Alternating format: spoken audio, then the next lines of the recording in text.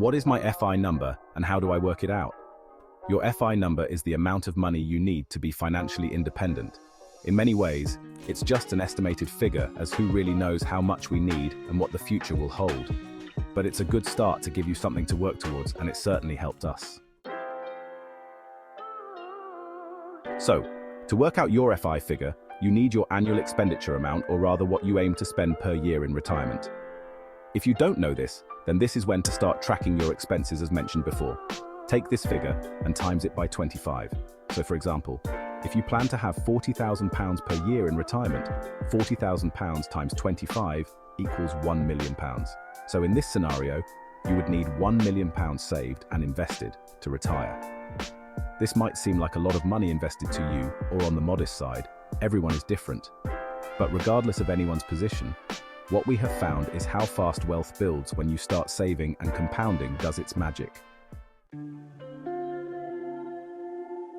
The other wonderful thing that comes from working out your outgoing cash is that you see what you really are spending your money on. And for us, we were very surprised how the cost of the odd coffee or unsatisfying meal built up over a year. The exercise focused our minds on that which was important to us and what was, for lack of a better word, filler. When it came to retirement, guess what was left off the list of things we will spend on and enjoy? Please note that it does not mean that you should avoid all the little things, just that they can be done less frequently, and due to them being rarer, they become more enjoyable. An example would be the coffee thing. To be honest, coffee from a chain can be a little hit and miss, and the days of £1 to £2 grand coffees are long gone. At £5 per coffee, it is now something we do maybe weekly or bi-weekly, or when it adds to the occasion. For instance, on that first frosty morning of the year where the warmth and smell of coffee makes the visit all the more memorable. Yes, this experience made us more frugal, but in a good way. It made us more aware of the silly, unimportant purchases we were making that were not adding any value to our lives. It's far more valuable to me now to see the money we have saved grow, and not buying things that ultimately take away from our free lifestyle. In addition, looking at the unnecessary expenditures and removing these from your life will bring your yearly expenditure down, and therefore your FI figure down. So a win-win. The simple segregation we did was to split our lives into 3 parts. Please note this is quite UK focused regarding the ages, and is based on the current situation rather than what could happen, but it is transferable as a concept. The 3 parts being state pension age, private pension age, and from now until pension age. At the moment, state pension age is 67.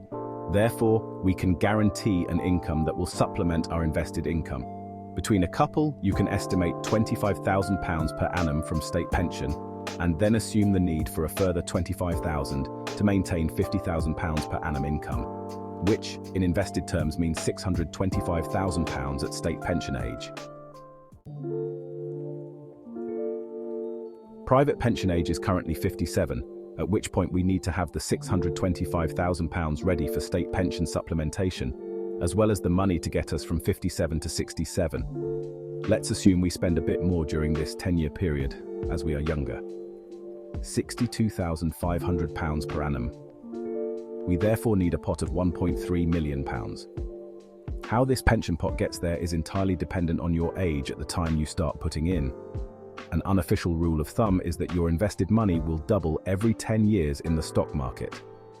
Therefore, if by 37, you have £312,500 in your pension, and using the double every 10 years mantra you could reach this number. This approach means you are now able to say, at 57 the money is sorted and retirement is assured. The next and most crucial segregation for most of us who want time as our currency is the bit between now and 57. If you want to retire at 30, then you need 27 years of money. If you want to retire at 40, then you need 17 years worth of money, and so on. What that number looks like is entirely specific to you, and you should use the expenses tracker to figure that out. I'll drill down on this in another video, but I think you get the idea. There is a lot of maths that needs to be done here. I know, and we will do some detailed videos showing our workings out at a later date. But for now, Breaking the life stages down into these three parts does tend to allow for somewhat more clarity on how to approach a lifetime's amount of money. Instead of thinking you need enough money forever and approaching with the saying, "I don't know how long I'll be around for," you can break down your monetary requirements into clear, segregated parts that allow for an endpoint or target. In other words, you have saved enough money in your pension that it should reach X number by 57 years old. Then, you are just looking at the amount of money you need to get to 57, a finite place countable in years. It's very empowering, and I encourage you to take a look at this. Any questions? Send them. I will answer to the best of my ability.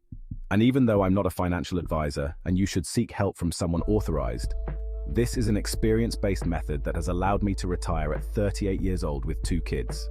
Like and subscribe for more videos coming over the fence like this.